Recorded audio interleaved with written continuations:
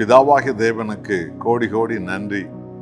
ஆண்டவராகிய இயேசு கிறிஸ்துவுக்கு கோடி கோடி துதியும் ஆராதனையும் புகழும்.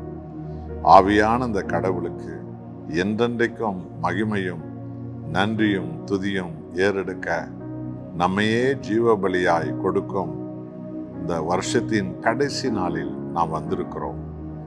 கர்த்தாதி கர்த்தருக்கு நாம் கோடி கோடி நன்றி சொல்ல வேண்டும். சாம்பல் தூசிலிருந்து நம்மையெல்லாம் அவர் தேர்ந்தெடுத்து, பாதாள குழியிலிருந்து நம்மையெல்லாம் அவர் கண்டுபிடித்து, தன்னுடைய ஜீவ ரத்தத்தை நம்மையில் ஊற்றி தன் உயிரை நமக்கு கொடுத்து நம்மை மீட்டு தூக்கி எடுத்து கனப்படுத்தினார். பெரிய பெரிய உயர்ந்த போதகர்கள் மத்தியில, உயர்ந்த உலகத் தலைவர்கள் மத்தியில, உயர்ந்த மனிதர்கள் மத்தியில, ஆவிக்குரிய சபைகளின் மத்தியில, தேவ ஜனங்கள் மத்தியில நம்மை கனம் பெற்றவர்களாக கர்த்தராகிய இயேசு நிறுத்தினார். அவருக்கு கோடி கோடி நன்றி. நம் வாழ்வில் அவர் செய்த எண்ணிலடங்கான நன்மைகள் கோடி கோடி நாம் நன்றி சொல்ல நாம் அழைக்கப்பட்டிருக்கிறோம். 103ஆம் சங்கீதத்தில் 2வது வசனத்தில் தாவீது இதைத்தான் தேவனுக்கு ஜீவனுள்ள நாளெல்லாம் நன்றியாக அவர் சொல்லிக்கொண்டே இருந்தார். என் ஆத்துமாவே கர்த்தரை ஸ்தோத்திரி, அவர் செய்த சகல உபகாரங்களையும் மறவாதே. அல்லேலூயா. தாவீது 17 வயது வாலிபனா இருந்தபோது வனாந்தரத்தில் ஆடு மேய்த்து கொண்டிருந்தவன், ஆட்டு சாணியின் மேல் நடந்தவன். ஆனால் தேவனாகிய கர்த்தர் தாவீதின் மேல் நினைவாய் இருந்தார். தன் பெற்றோரின் வார்த்தைக்கு கீழ்ப்படிந்து தன் தகப்பனாருடைய ஆடுகளை வனாந்தரத்தில் மேய்க்கிறவனாய் தாவீது இருந்தார்.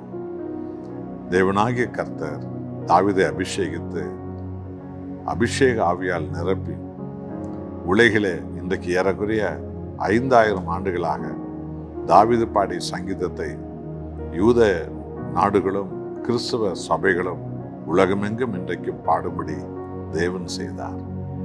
எந்த தேசத்தில் தாவீது ஆடு மேய்த்தாரோ அந்த தேசத்தில் தேவன் தாவீதை ராஜாவாக உட்கார வைத்தார். தாவீதுக்கு இஸ்ரவேல் தேசத்தின் முதல் ராஜாவான சவுல் முதற்கொண்டு பெலிசியர்கள், அம்மோனியர்கள், அமலேக்கியர்கள், கானானியர்கள் என்று சொல்லி வர்ணிக்க முடியாத எதிரிகள் பெருகினார்கள். எதிரி நாடுகள் வந்தது, எதிரி ராஜாக்கள் வந்தார்கள். தேவன் தாவீது நிமித்தம் தாவீதோடு கூட இருந்து அத்தனை ராஜாக்களை நிர்மூலமாக்கினார், அத்தனை எதிரிகளை நிர்மூலமாக்கினார். தாவீதை ஒருபோதும் எதிரிகள் கையில் சிக்காதபடி பாதுகாத்து இஸ்ரவேல் தேசத்தின் மகாராஜாவாய் சிங்காசனத்தில் உட்கார வைத்தார். இதைத்தான் தாவீது எண்ணி பார்த்தார். என் ஆத்துமாவே கர்த்தரை ஸ்தோத்திரி, என் முழு உள்ளமே அவருடைய பரிசுத்த நாமத்தை ஸ்தோத்திரி. என் ஆத்துமாவே என் கர்த்தர் செய்த உபகாரங்களை ஒரு நாளும் மறவாதே. இதுதான் அன்பானவர்களே கர்த்தர் எதிர்பார்ப்பது.